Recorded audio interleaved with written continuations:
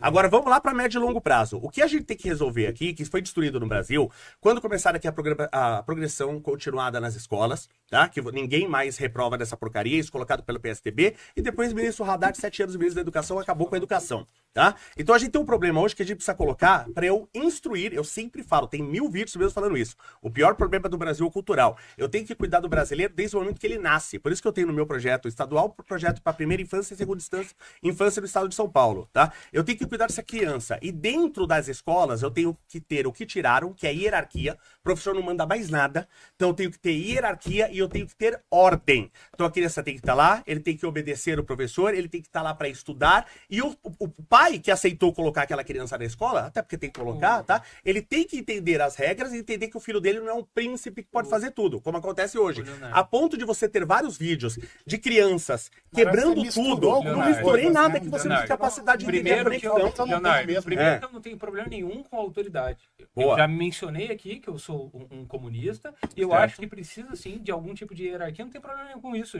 Inclusive, eu tomei o cuidado de, inclusive, assistir algumas das opiniões de vocês dentro das plataformas digitais para saber com quem que eu ia sentar para conversar. Mas, assim,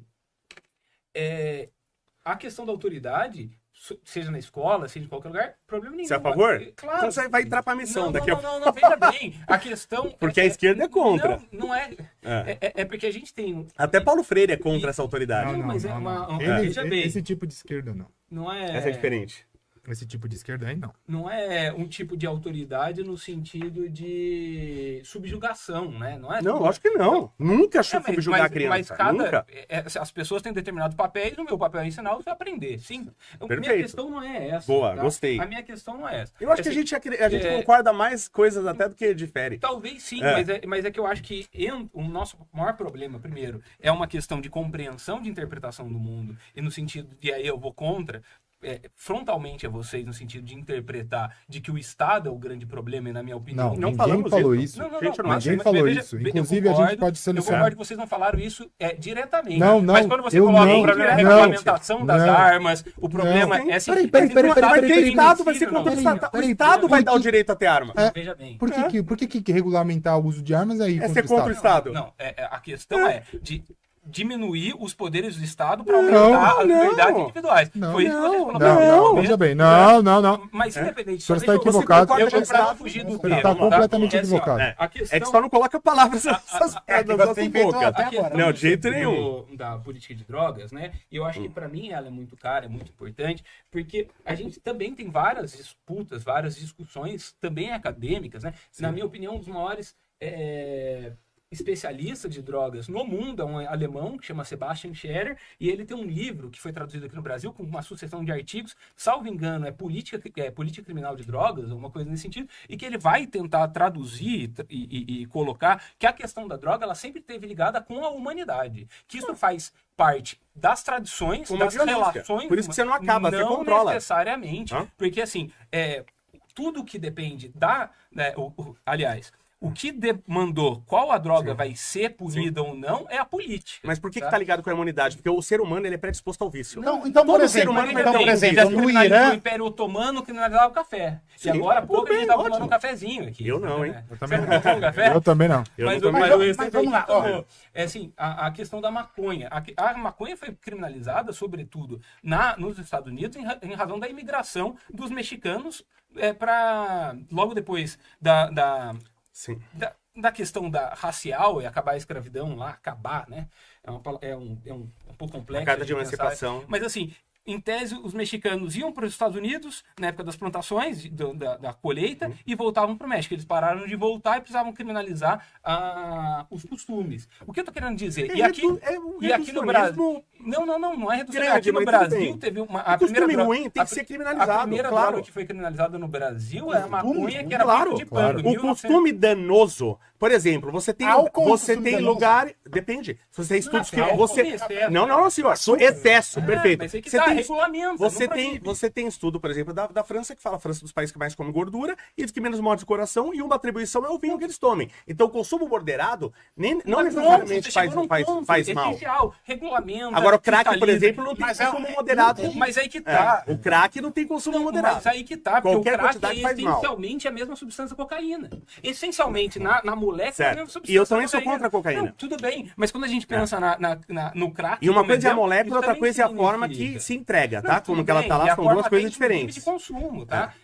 Eu não tô questionando isso, porque a forma de consumo e o que tá sendo na pureza da droga, o caramba 4, isso vai interferir em N questões de saúde. É a mesma coisa, libera maconha, mas não pode liberar, por exemplo, a alta concentração de THC em 500... A gente tinha um uso, legalizado, autorizado de cigarro até... Aqui no estado de São Paulo, salvo engano, 2008, 2009. Boa. A partir desse momento, quando começou a regulamentar onde você poderia usar, porque, assim, foi uma época, tá, em que eu comecei a frequentar a balada, essas coisas. Sim. E no começo eu chegava fedendo em casa cigarro e com várias queimadas na mão, que alguém relava em você com cigarro. A partir dali se regulamentou e isso agora não é base em estudo nem nada, porque eu não, infelizmente, eu não consumi esse tipo de estudo, mas provável que exista. A percepção é de que diminuíram as pessoas fumando cigarro. Tá, mas vamos lá. Boa, isso é uma... Até pra gente colocar alguma coisa propositiva aqui, pra gente ficar só em briga, tá? Uma coisa que foi feita por cigarro, que eu seria muito a favor que fosse feito pra maconha, por exemplo... Pra mim, no mundo utópico, eu sou contra a liberação de qualquer droga, porque eu estudei isso que aconteceu na década de 1920 e eu vi o mal que fez lá. Por isso que o americano, ele repudia, o governo americano repudia muitas drogas até hoje, tá? No Brasil, por exemplo, você teve campanhas massivas de mostrar os malefícios do cigarro. Todo cigarro que você compra vai dizendo lá que você vai dar enfisema pulmonar, que você vai ter câncer, que você vai ter impotência, que você vai ter tudo, tá? A maconha é ao contrário. Então é gente com canal no YouTube falando que a maconha, ela cura câncer, ela cura dor de corno, ela cura encravada, ela é uma paraceia, ela cura todas as coisas. Também da falta de informação. Então se a gente tivesse, tá? Se a gente tivesse canais e tivesse inclusive a mídia, que eu até postei ontem uma coisa sobre... Mas aí você tá querendo regular a mídia? Não quero regular, pelo contrário, eu quero desregular. Eu quero que a gente tenha mais liberdade, porque a gente só tem... Você tem liberdade da pessoa falar que a maconha Só que é não estão falando, porque se a pessoa falar outra coisa, ela não tem publicidade, ela não consegue dinheiro. Tanto que a gente não tem... Por exemplo, a gente tem um problema, é que vocês não deixam eu terminar nenhum raciocínio. Mas, por exemplo, a gente tem um problema de armamento, a questão do armamento aqui no Brasil. Vai ser difícil. Eu acho que, a princípio, se a gente liberasse armamentos, a gente vai, a princípio, aumentar o número de mortes. A princípio. Por quê? Desde que não seja eu que morra... Calma aí. Só que a gente depois vai fazer despencar. A gente vai ter que passar por essa barriga. Não existe, então, por que você não leu nenhum estudo sobre isso? Era um problema ético. Calma. Concorda comigo? Não. A gente tem um problema ético agora, tá? Isso gera um então, vamos lá. ético, concordo. É a ignorância do Estado com vidas. Ok, vamos lá. Então me faz uma... Me faz uma escolha você, mas me dá uma resposta agora direto, tá? Então tá morrendo 50 mil pessoas por ano. Não, são 36 mil. Eu estou colocando um valor qualquer, tem que entender uma analogia, pelo amor de Deus. É só uma suposição, nem analogia, tem que entender o básico. Vamos lá, eu tenho, vamos supor, 50 mil mortes por ano, tá? Aí eu vou não mexer em nada. Todo ano vai ter morrer 50 mil. Todo ano, durante um século, tá? Eu te dou uma alternativa. Nós vamos... Supondo que isso vai acontecer, eu vou liberar as armas. Eu vou ter ano que vem 55 mil mortes, mas aí depois eu vou ter 45, 35, 25, até chegar a 10, o mínimo. O que você faria? Liberaria ou não? Veja bem, você tá partindo do pressuposto que só existem duas opções. Não, vocês estão com a dificuldade absurda de entender o básico. Eu estou te dando uma proposição e os estudos já mostraram isso. Por que eu não posso pensar numa terceira? Meu Deus, gente, o Chaves sabia que era uma suposição. Você mesmo tá falando que os estudos, você mesmo quando ele fala mas é o apelo à autoridade dele, não existe tudo, eu estou na Vila do Chaves. Gente, isso é uma suposição.